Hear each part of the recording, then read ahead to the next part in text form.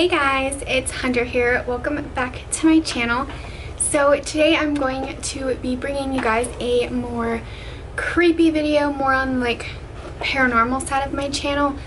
I actually haven't done a creepy video in a few weeks actually, because I've kind of been focusing more on my back to school videos, my makeup videos, things like that. So I'm really excited to get back into my creepy videos because, as you guys know, Halloween is coming up so fast. I am so super excited. I'm already thinking about costume ideas. I'm already thinking about video ideas. Like, it's just, I'm so pumped. I love Halloween. It's like my favorite holiday.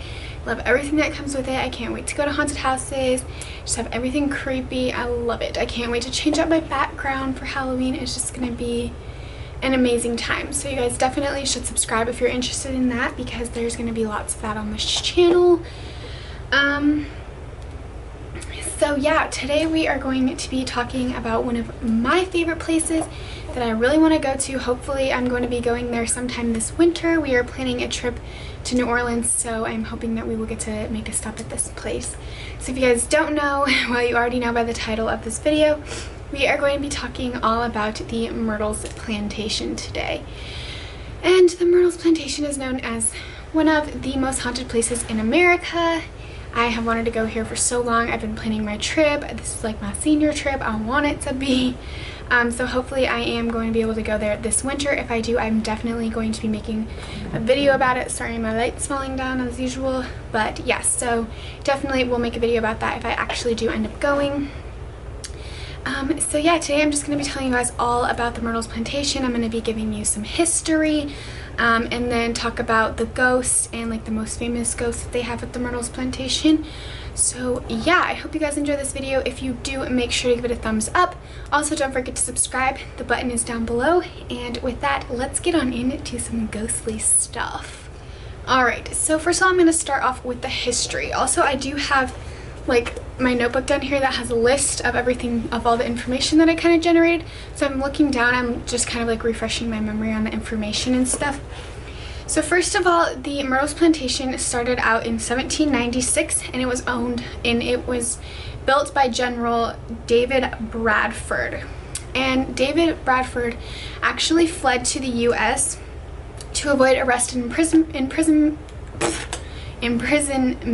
So he was trying to get away from all that, because back then it was like a very crazy time. So he was just trying to get like some freedom, and he actually received a 650 acre land grant. And so he decided to take this land grant and build a mansion, and the mansion was originally called Laurel Grove.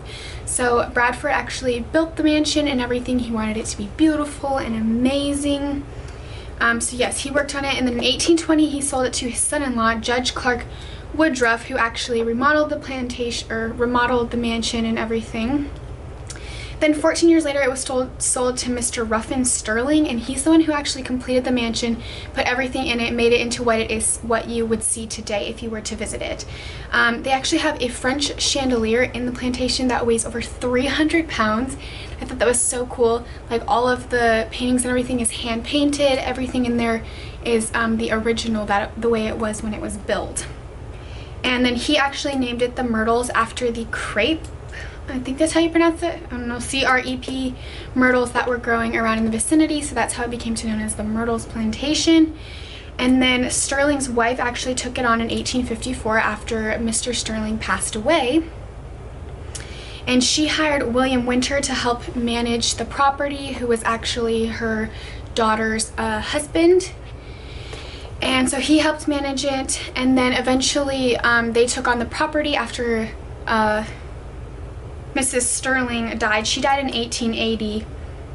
And so the Winters actually had to sell the property at one point because they were going through hard times. They couldn't afford to keep the property. They actually sold the property, but were able to buy the property back 2 years later.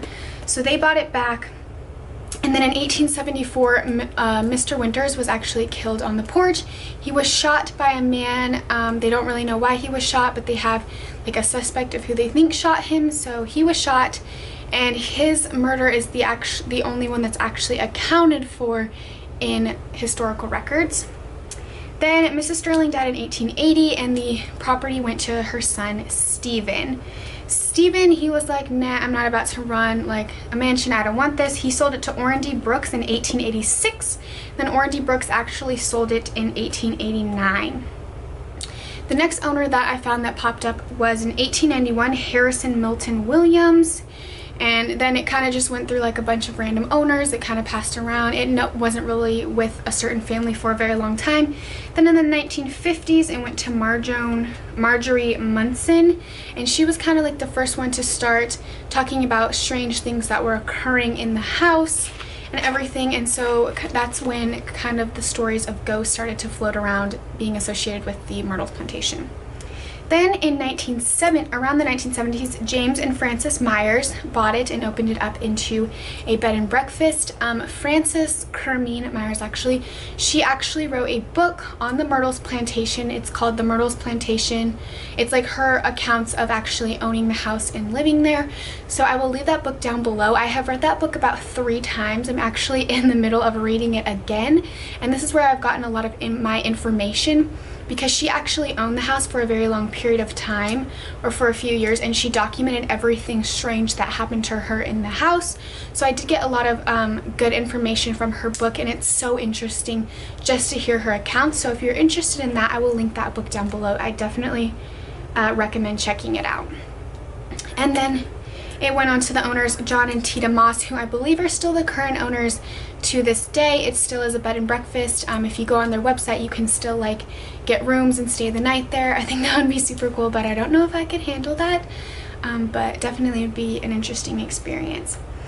And then actually in August 2014, there was a fire in the general store that did kind of damage a little bit of the house, but luckily they were able to keep most of the actual architecture from the very first, when it was very first built. So mostly everything that's in the house is from back in the 1700s when it was built.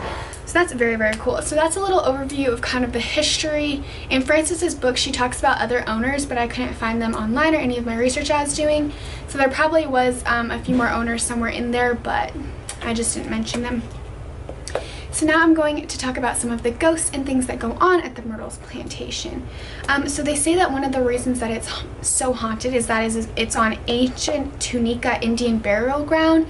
And obviously, you know, there's like lots of stories of places being built on Indian burial ground and how they're super, super haunted. So that's like a bad omen right there. And they report that there's at least 12 ghosts, maybe even more, at the Myrtles plantation. So that's creepy. And it was reported that there was 10 murders that happened at the house, but like I told you, they only have actual historical records of 1 murder happening at the house, and that was William Winter's death. So that's interesting. And he was an attorney who lived there from 1865 to 1871. He was actually shot on the porch by someone, they don't know who, and he died climbing the stairs trying to get to his wife, who was at the top. He actually died on the 17th step, and it is reported to this day that you will hear footsteps climbing up the steps and they'll stop on the 17th step.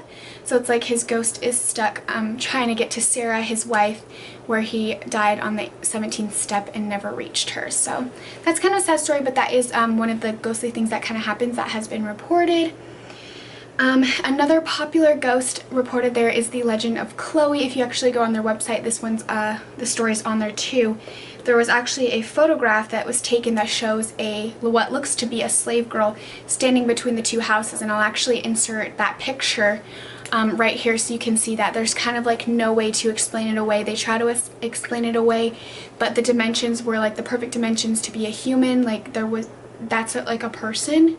So I think that's a really, really interesting picture, and they believe that she was a slave owned by Mark and Sarah Woodruff back in the 1700s, 1800s. There's 2 different stories. Some say that she was Mark's mistress, or that she was listening in to his business details and eavesdropping, but either way they say that she got her ear cut off, and so she wore a green turban to hide that because she was embarrassed of how she looked.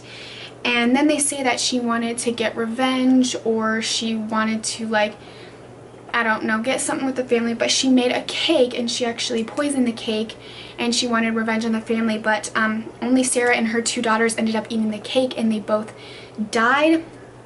And then Chloe was hung by the other slaves for doing this, but there's actually no account of Sarah and her 2 daughters dying from being poisoned. They actually died of yellow fever, so no one knows where this kind of story came about or if it has any real meaning. There was really a poisoned cake, but no one knows. But there is, in Frances's book, she talks about waking up in the middle of the night and seeing a woman standing at the end of the couch that she was sleeping on with a green turban, just staring at her, and she's holding like a lamp as if she was going around to each room to make sure that everyone was in bed and tucked in and everything. So they believe that that is Chloe, who was like standing around, and that she would go around house to house or room to room making sure everyone was tucked in at night. What? One sec. My mom just loves to interrupt my videos, so I think that's really interesting. That would be a really interesting one to see.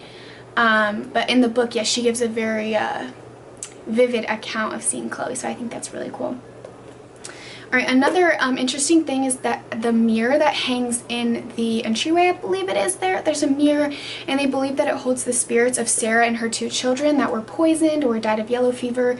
Not really quite sure, but they say that when someone dies, they would cover all of the mirrors so that the spirits wouldn't get trapped in the mirror. But for some reason, this mirror wasn't covered, and their spirits ended up being trapped in the mirror. And apparently, you can see handprints or their faces in the mirror reflection. I have heard a lot of interesting stories about the mirror that is at the Myrtles Plantation and how it's super creepy. So I definitely would want to check that out. And then there's also an account of a young girl who died there even though she was treated by a voodoo doctor. And so they believe that she has been seen practicing voodoo on people, on guests. This one I got out of the book. There was the report of a dancing woman who was dancing around one of the bedrooms, and they actually believe it was Mrs. Mycott. I think they were owners. They weren't in my, like, I didn't talk about them in the history, but they did actually own the plantation for a few years. And Frances had told this story where her friend who was staying in the room had seen a lady dancing around, and it was actually Mrs. Mycott, because Frances had actually gone to see Mr. and Mrs. Mycott to talk to them about the plantation, and Mrs. Mycott was still alive. But this lady that was dancing around, this young girl, Frances saw a picture of her at their house when she was younger, and it was Mrs. Mycott when she was younger, and her spirit was already dancing around even though she was still alive, and she did end up passing away like a few weeks later, but so her spirit was like already there back at the Myrtles Plantation because she enjoyed it so much. So I just think that's like really chilling. It like gives me goosebumps, but it's really, really interesting. There's also reports of like party noises downstairs. In the book it talks about a lady saying that she drove by when no one owned the Myrtles Plantation, and you could see people dancing around inside, like people dressed in like 1800s fashion. So that's really interesting. And then there's also a report that I got out of the book as well that Frances's husband was giving a tour one day. He looked outside, he saw a couple walking up with 2 little girls behind them, so he thought, oh, a family was coming to take a tour. When he opened the door, just the couple came in, and he said, hey, are your children gonna come in? Where are they? And they were like, oh no, we left our children at home and they're all grown up. And he was like, I saw 2 little girls behind you. So that was like his first account of seeing a ghost. So there is 2 young girls, like twins maybe, with long blonde hair that have been spotted there. I've also heard of a story of someone taking a photograph and seeing these 2 girls next to the piano. So I'm not really sure where they come in. They could be the 2 like Sarah's children that were poisoned or died of yellow fever. I don't know, but there's like so many stories. So those are the only story, like the main popular accounts that I wrote down of the ghostly settings there, but there's just so much that goes on there, and it's such an interesting and wild place to be, I think, and I just think it would be so cool to go visit there and maybe have my own experience. As you guys know, I have never had my own paranormal experience. I mean, I'm kind of thankful for that, but I think it would be super interesting. But yeah, this is definitely one of the places that's on my bucket list to go to. So yeah, I hope you guys enjoyed this video. If you guys have went to the Myrtles Plantation or you have any stories, leave them down to me in the comments. I'd love to hear about them. And yeah, thank you guys so much for watching this video. I hope you guys enjoyed it. Don't forget to subscribe, and I will see you guys all in my next video. Bye guys.